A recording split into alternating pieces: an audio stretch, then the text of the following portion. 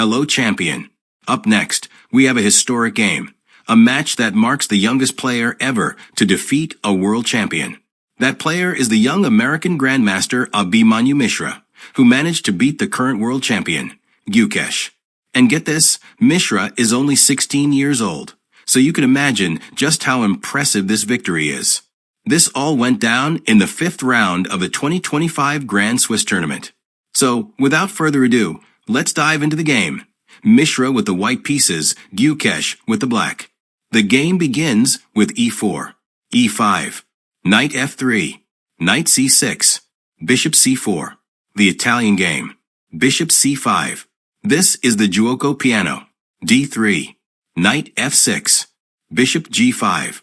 The variations involving a pin on the f6 knight are some of the sharpest in the Italian game. Black typically accepts the challenge and plays h6 and g5, leading to chaotic positions. h6, bishop h4, pawn to a6. A move that allows the bishop to retreat to a7 as a form of prophylaxis. A quick note, don't forget to support this video with a like and a comment. It really helps the channel, because that way the algorithm will recommend these videos to more and more people. Thank you for your support.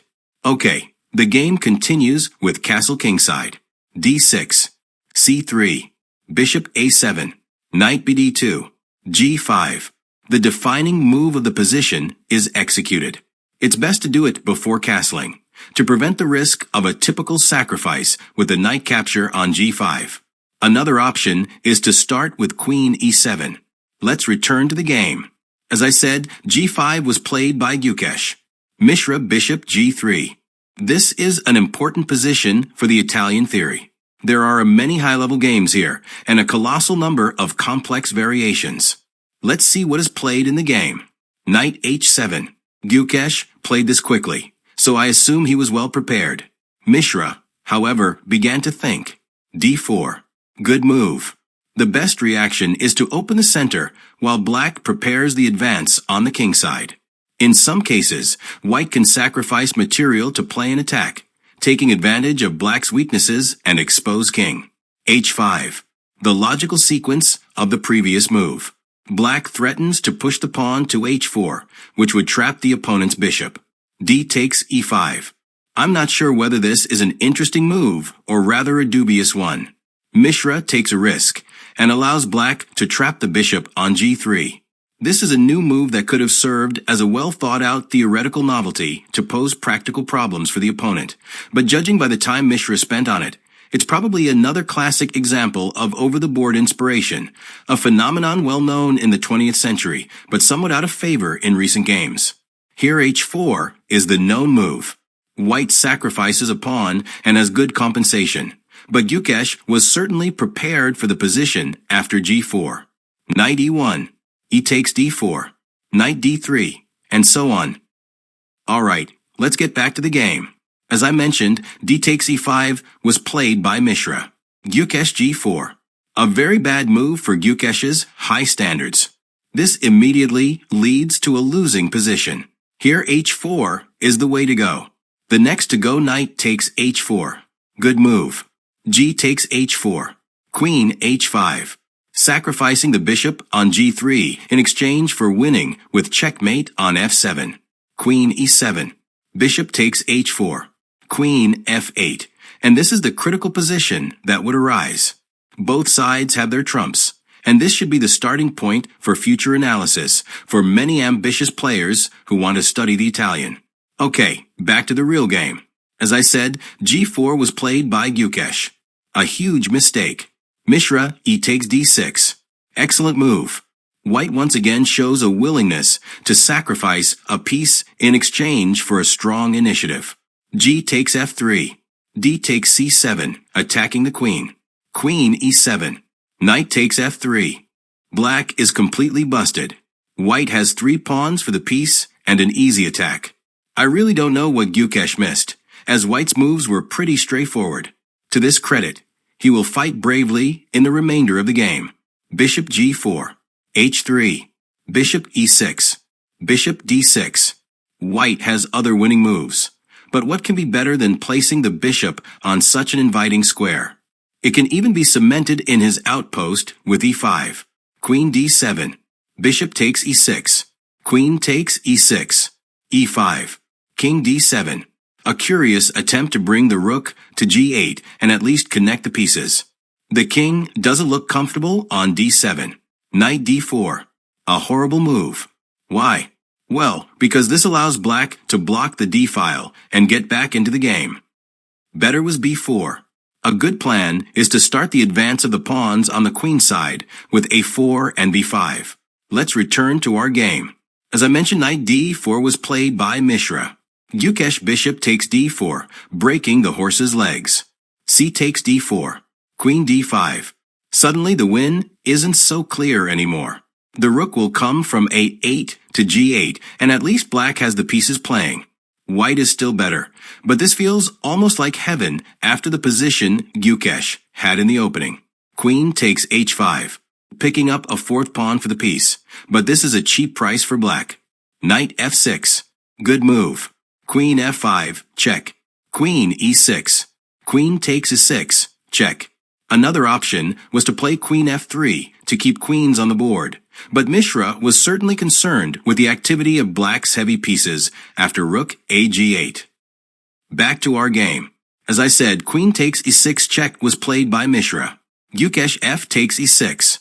White might even risk losing now. f4. An interesting plan to open the f-file. Knight d5. In case of knight takes d4, this loses after e takes f6. King takes d6. Rook a d1. King c5. Rook f e1, and so on. Let's get back to the game. As I mentioned, knight d5 was played by Gukesh. Mishra f5. Opening the f-file just in time. E takes f5. Rook takes f5. Knight takes d4. Rook f7, check. King e6. Rook af1. Rook hg8. g4. Excellent move. Passed pawn must be pushed. Knight b5. Rook h7. Rook g6. A mistake that allows white to play rook d1. Rook f7. Both players exchange blunders. Here rook d1 wins, and after rook c8, for example, then king f2. Black cannot take on c7, and white just prepares king g3 and the advance of the pawns. Let's return to the game. As I mentioned, rook f7 was played by Mishra. Gukesh rook c8, rook d7, rook h6, rook hg7. An interesting decision. It's not easy to let one of the connected passed pawns go. Rook takes h3, pawn to a4, knight d4. By now black has several moves that lead to a draw. Gukesh was probably playing for a win at this point. Bishop c5, and now an unexpected move. Knight e2 check. A fatal mistake. Here rook d3 is the best path for a draw. After rook d8 black saves the game after rook d1 check. King f2. Rook d2 check with a perpetual check. Back to our game. As I mentioned, knight e2 check was played by Gukesh. A fatal mistake. Mishra king f1. Knight ef4. This makes things even worse. Bishop d4. An excellent move. This is threatening mate with rook d6. Rook f3 check. King e1. Knight d3 check. King d2. Knight takes e5. Bishop takes e5. King takes e5. Rook g5 check. King e6. Rook g takes d5. It's over. Rook b3. It is also possible to play rook takes c7. Rook takes c7 and king takes d5. Let's get back to the game. As I said, rook b3 was played by Gukesh. Mishra rook 7d6, check.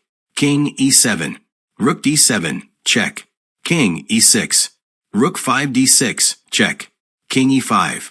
Rook d3. Rook takes b2 check. King c1. Rook h2. g5. King f5. Rook 3d5 check. King e6.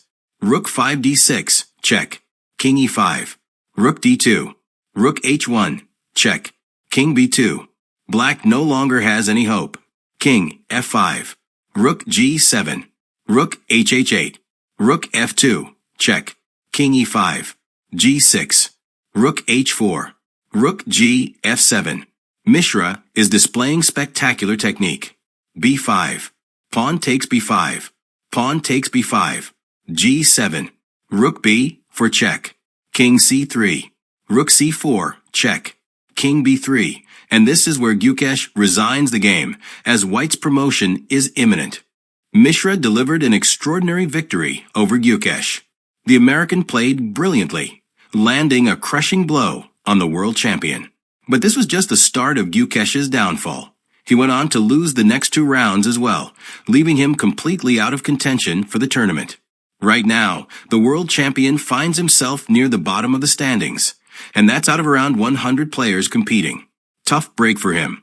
I hope you enjoyed the game and my analysis. Don't forget to support this video by giving it a like, leaving a comment, sharing it with your friends, and subscribing to the channel. See you in the next video. Take care.